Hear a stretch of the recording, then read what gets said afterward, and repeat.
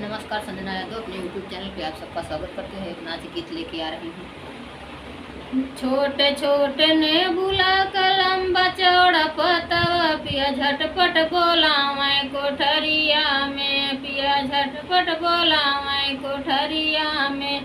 कैसे कयाई पिया तुहरी से जरिया माई तुहरी जा सूता वसरिया में, तुहरी माई सूतनी वसरिया में।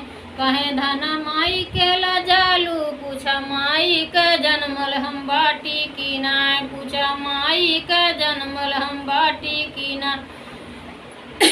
छोटे छोटे ने बुला कलम बचौड़ा पतिया, छोटे छोटे ने बुला कलम बचौड़ा पतिया, छोटे छोटे ने बुला कलम बचौड़ा पतिया।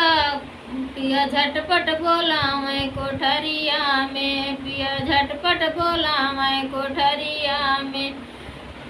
कैसे कयाई सोया तू हरी से जरिया भौजी तो हरी ना, भौजी तो हरी ना।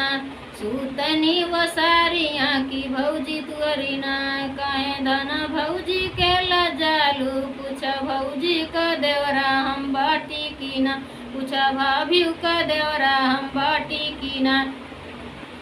छोटे छोटे ने बुला कलम बचौड़ा पतिया की, पिया झटपट बोला मैं कोठरिया में, पिया झटपट बोला मैं कोठरिया में।